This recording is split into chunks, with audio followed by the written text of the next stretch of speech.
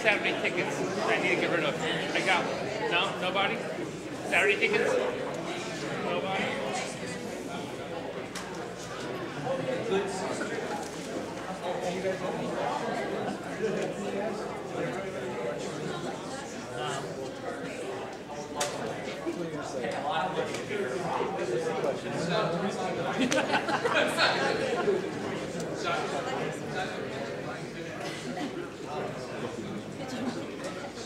Yeah, right. You sit down a little bit.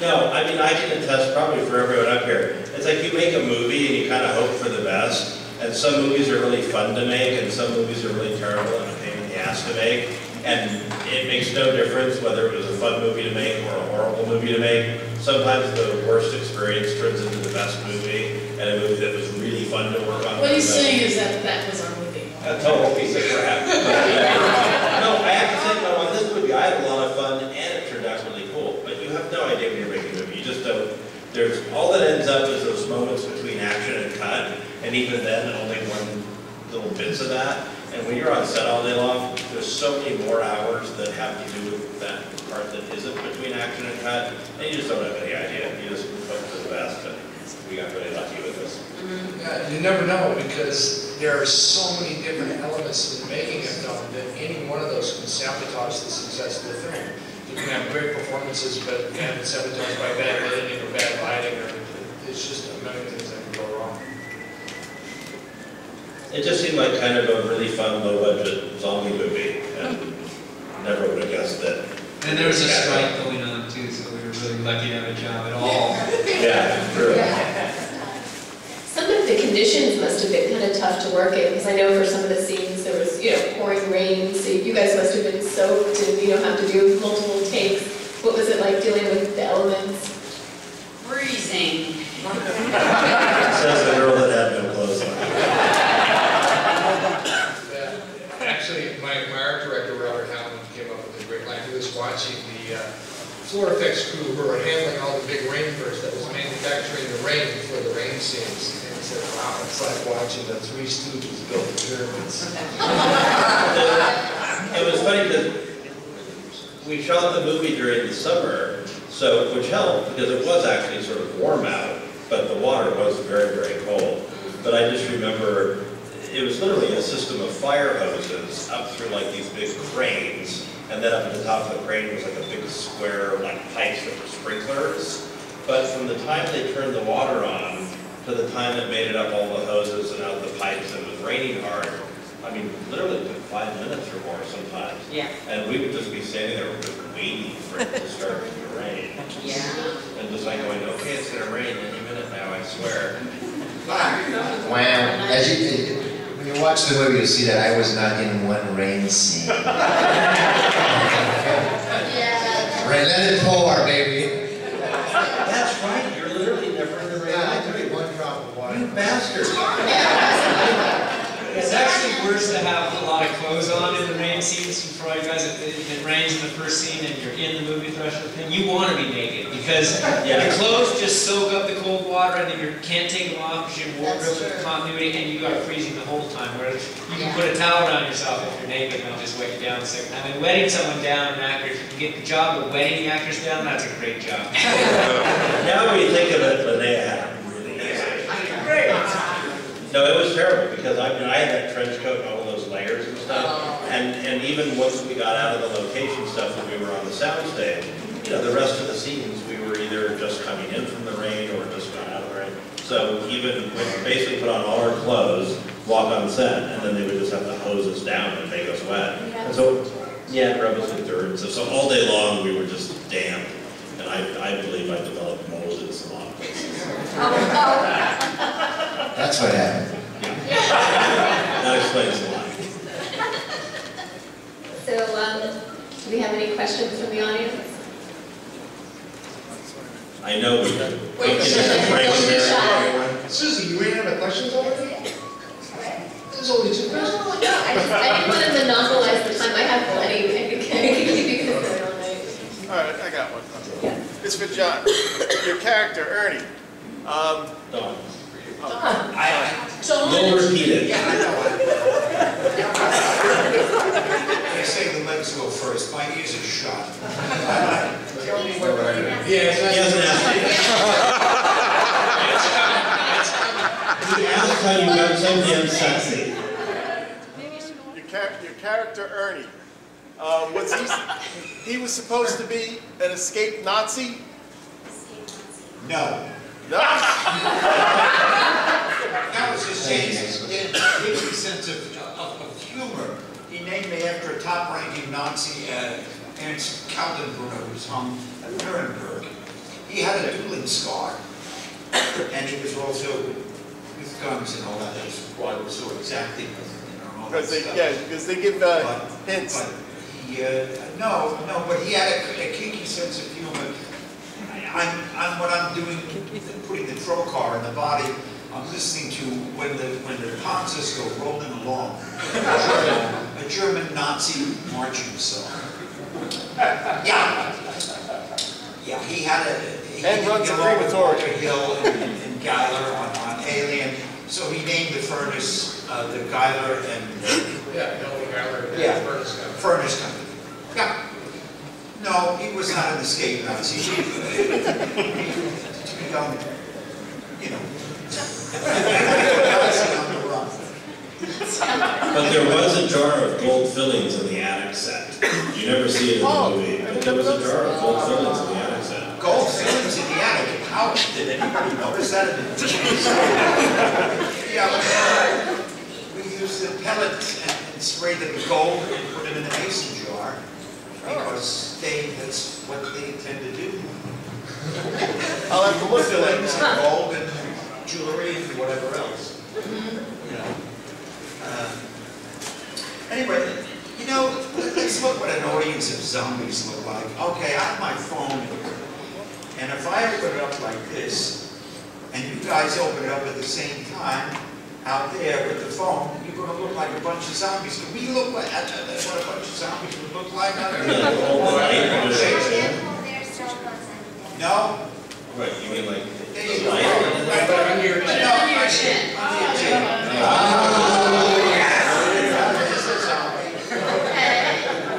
That's it. One phone. It's a recession. Not here from California, they're not as obsessed with their cell phones here.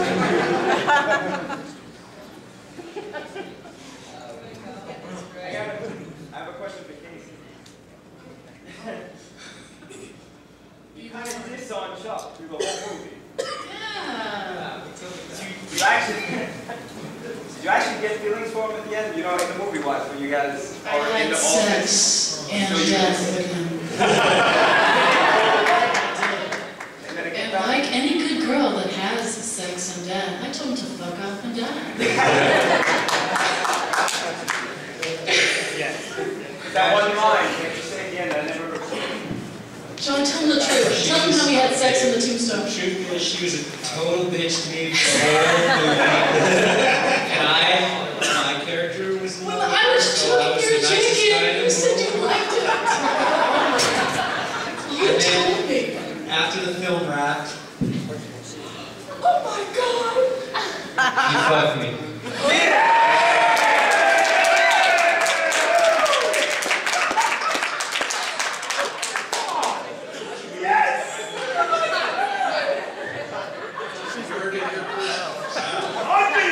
Wow, breaking news. Nobody said it was that.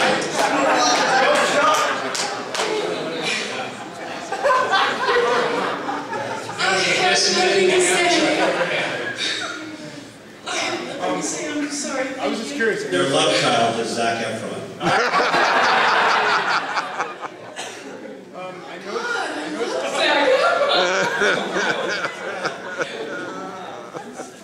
I noticed the eye chart said Bert is a slave driver. I was just curious, is there any more clues in there, like for any inside jokes?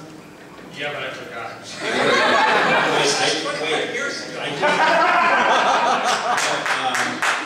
Bert is a slave driver and a cheap son of a bitch who has you and me.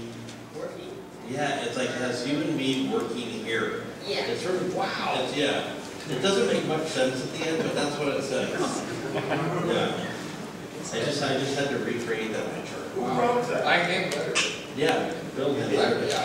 Bert is a slave driver and a cheap son of a bitch who has you and me working here. Yeah. That's what it says. I was wondering, next to Suburbia and the Decline of Western Civilization, this is probably one of the greatest punk rock movies of the era. Were any of you guys into punk rock yourself at the time? And also on top of that, do you know if the original soundtrack will ever be restored to its full glory? I was into punk rock. I was in a band and everything, but I don't know about the soundtrack. I hope it is. There's all sorts of weird legal rights I don't quite get what it's all about. You know, it's like the only originals that VHS tape, and everything else is sort of screwed Well, up. there is original music, but there's a lot of source music. Well, that's what you really Gramps. Yeah, but that's sort of what I'm talking about because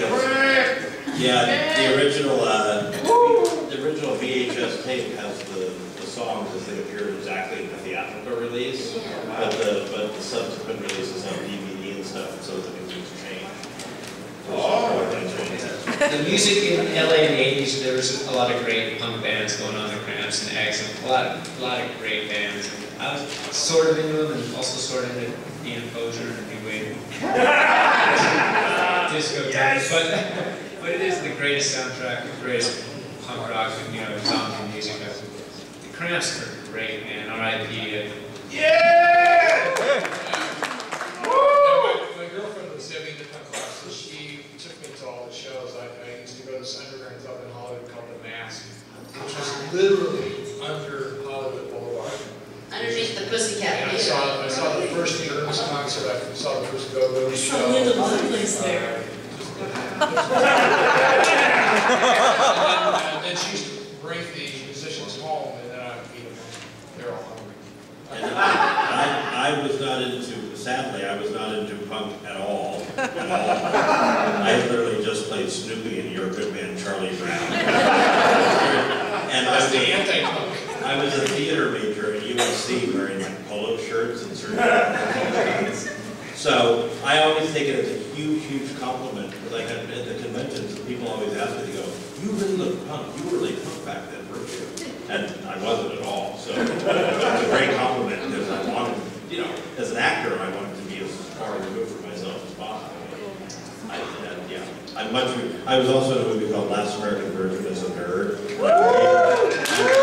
I'm way more like that character. Well, also he had a 9.5-inch penis, so that's another reason. Yeah, I said penis and Jewel wakes up.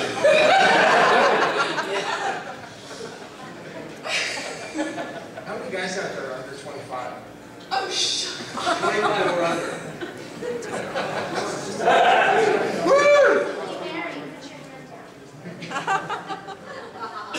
That wasn't the question.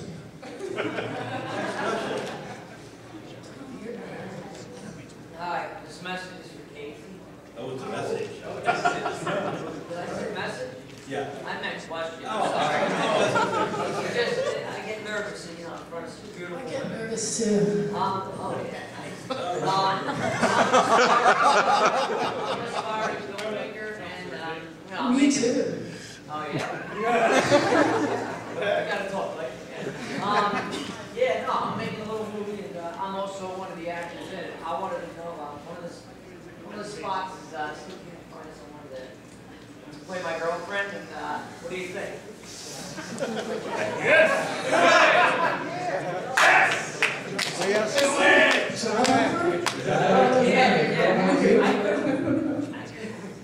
couldn't pay you much, but maybe we can do a pay and play. I don't know. Answer that for me. I think we would look good together. If you would, I'll represent Joel in this transaction as well. You can come up and talk to me after the show, and I'll tell you what, you know, is there a contract and stuff, and we can probably work out a deal.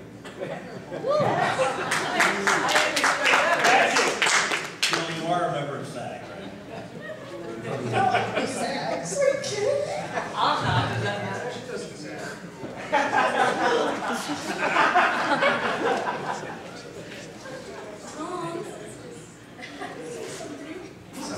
Something. How about that person with the hand up right there? All the remakes that they've made, Nightmare on Elm Street, Texas Chainsaw Massacre. How would you feel about a remake of this being made, directed by Rob Zombie?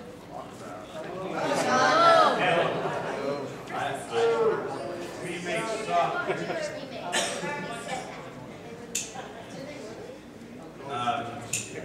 I think that would be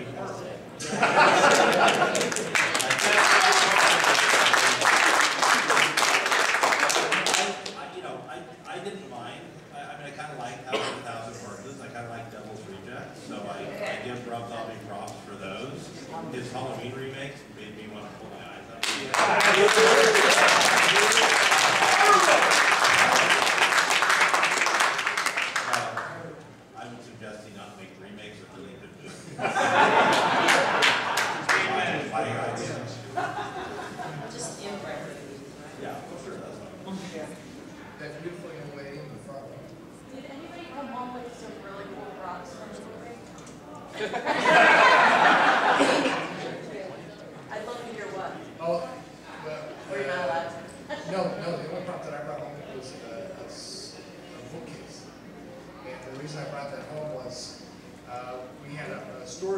was in the film that had 2 bookcases, and I made the mistake of telling the paint crew to paint them.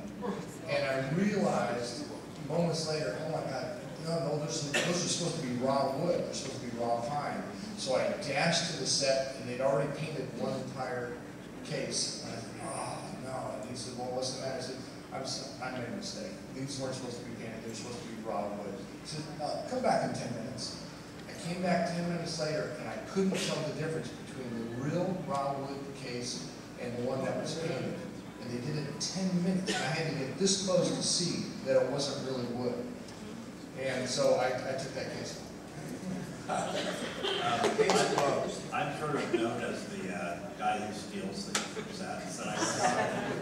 Or archivists. Yeah, I'm just sort of, I'm going to be on Borders. Like they do a special drop edition of Borders. I took several of the tombstones from the graveyard. I took a split dog. I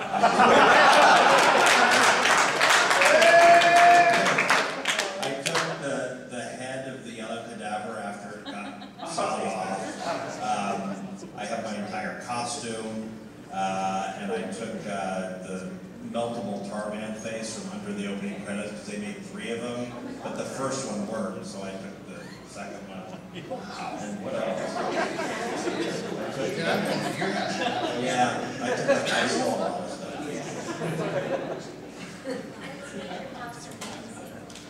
Yes, my house is He has the original Planet of the Apes stuff. Well, I'm sadly, now I kind of wish I kept it. It's weird because for some reason for me, I get all reverential and geeked out about movies that I love that I have nothing to do with. The movies I work on, I'm kind of like, it's just a movie I don't know, so it can't be that cool. And so years ago, I traded my split dog, and I traded the split dog, the head of the yellow cadaver, and the meltable tarman face for the desk from Dr. Zayas' office. I'm a big Planet of the Apes geek, so I still think it's a good trade. You were robbed, dude. Man, just that split dog alone. It wasn't a mechanical split dog. I had one of the stationary split dogs. Do you still have the prosthetic? Oh, my teeth? Yeah. Oh yeah, I thought I had nice straight teeth, and I thought a punk rocker named Scuzz would not have straight teeth. So Tony Gardner, who actually made the half corpse and the split dog for the movie, made me a set of fake teeth. Yeah, I still have those, and they still fit. Yeah, whenever I want to look really awful. So remakes notwithstanding, what horror films are you guys a fan of nowadays, like modern films? Is there anything that you've seen recently that you really thought was different or original? You know, something that stands out from the typical horror? I really like Zombieland. I mean, it was a really fun. With Woody and I can look alike, so that was a fun movie. And Shaun of the Dead. And on the zombie theme, I also really enjoyed Walking Dead.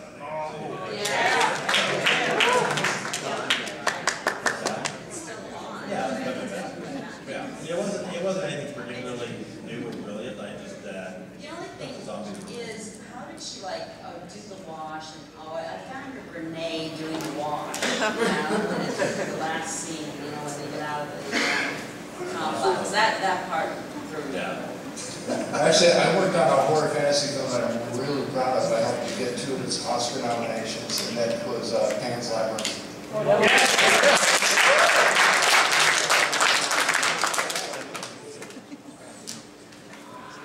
I'm looking forward to Don't Be Afraid of the Dark. I have a general question for everybody. In the beginning of the film, when Frank is showing Freddy the military drum right before everything happens, I read that the glass breaking, when you see the face, was actually an accident, that was something that was as a result of the effect? Yeah. Any comments on Exactly. No, that was exactly.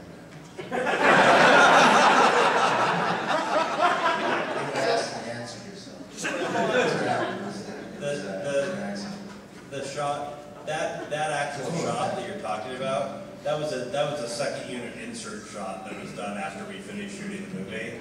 And it was a wax tarman head that had like 3 layers, and the bottom layer was like the tarman look. The middle layer was like, you know, muscles and stuff. And then the top layer was the sort of round, dry corpse. And they just had these 2 massive heat guns pointed at it. And the camera was time-lapse, so it's like, you know, it took about 20 minutes to do the full melt. But it was time-lapse, so the shot took about a minute long.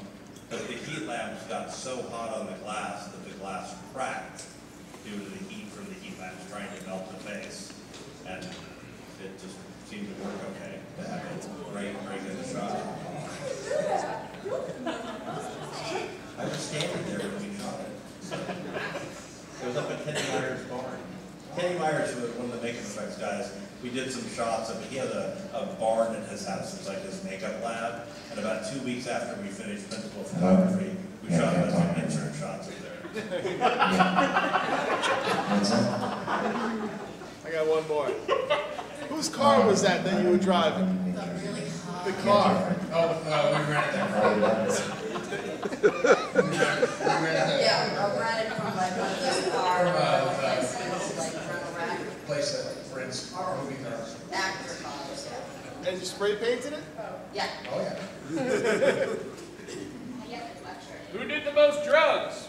Yeah!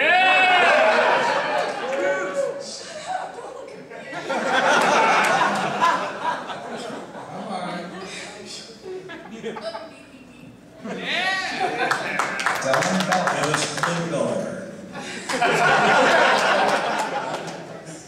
I know he's not here to defend himself, but he totally was hitting the juice. Yeah. What advice do you guys have for aspiring actors? Get out. Find another job.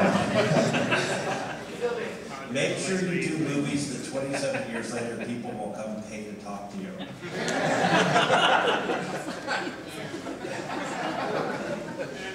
Make what you love.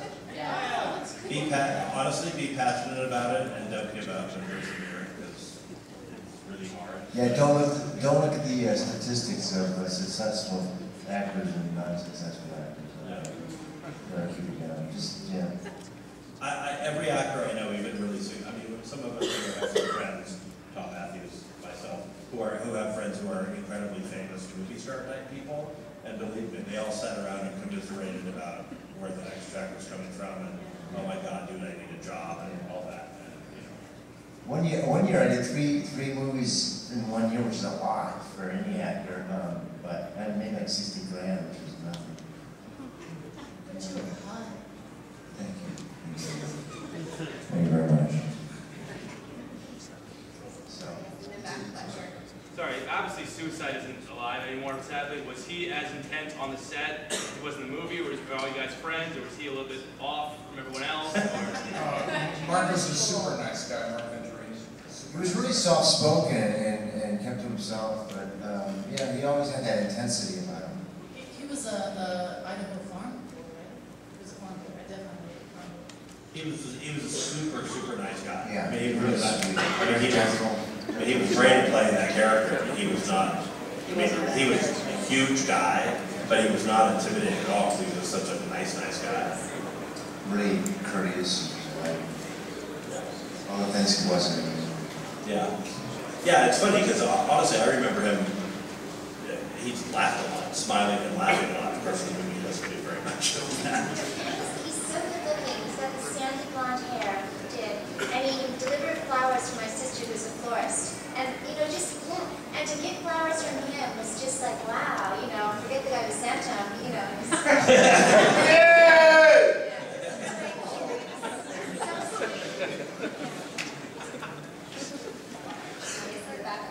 Thank you. Return is one of the greatest soundtracks, I think, in any horror movie.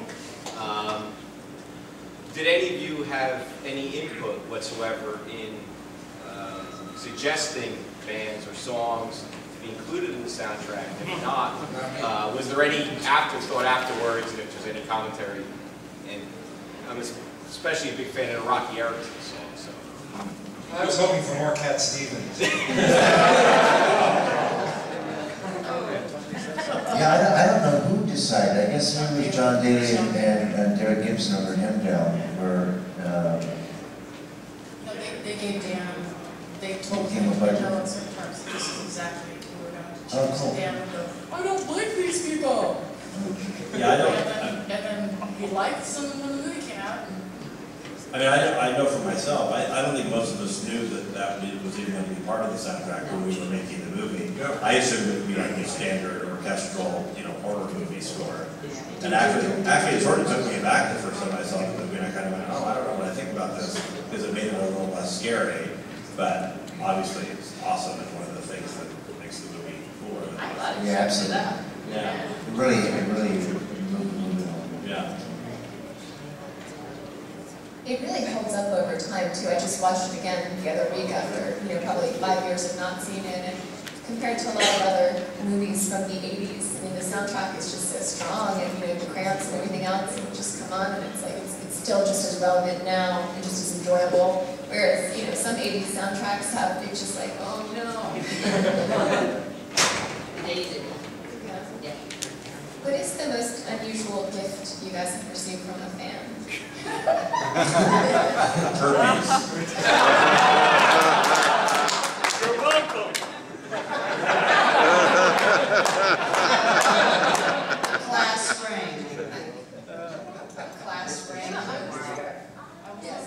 I had a great hatchet necklace, a silver hatchet necklace in gray. It was great. It's not too weird. I actually got an action figure of Scuds that's really awesome. What'd you get? An action figure of Scuds that's really awesome. Oh, wow. And I have two really good friends of mine who are actors who both have action figures, and I was really excited to finally have my own action figure. So they always would tease me that they had action figures, and I just.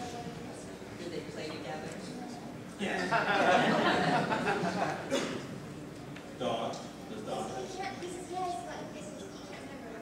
Gifts. Gifts. Bill? Yeah, I own the copyright on the stuff I created for the film, so the gifts that I get are the fans who notify me when someone is breaching that copyright. And actually, I try to turn it into a win-win situation. Someone notified me that someone was selling, they were taking money in advance for sales for a Tarman action figure that, and so I looked at it, I thought, that's really, really nice. And so I sent the guy a cease and desist letter, and I said, oh, by the way, great sculpture. And so he contacted me, and he said, could I release it legitimately through you and pay you a royalty? And I said, absolutely. And so that'll be coming out in about a year. And it's great because it's the Tarman, but it's also the Tarman in the can, too. Yeah. Oh, what is that? We got canvas paintings. Canvas paintings is the gift. Yeah, that's from Gary Smart, actually, who wrote the book. Really? When he was a fan.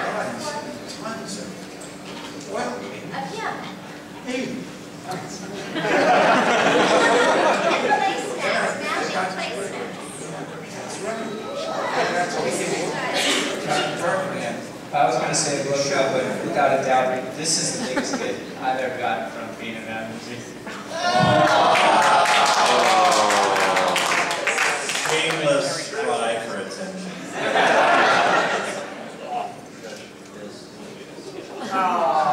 And on that note, we're gonna have to start wrapping things up and get ready to screen the film. We got one more question for that. Yeah, a question for Linnea. Do you still play shows with your band, the Skirts? When I can, yes. The bass player's on the other side of the state, but when we can play, we do play. Spontaneous drummer all the time. Combustion drummer. This is officially the hottest moderator we've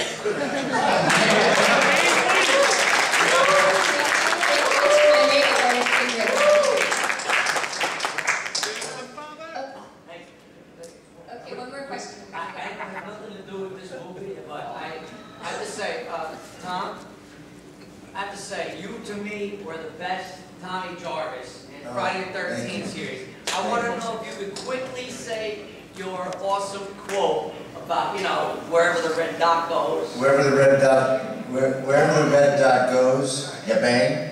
Yeah! Yeah, thanks.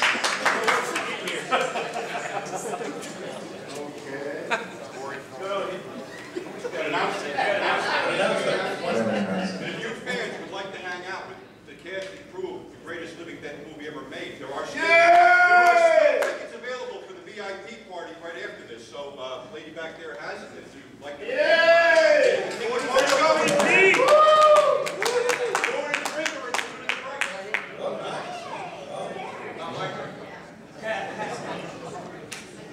Okay guys, so we're just going to have a quick photo op. Everybody's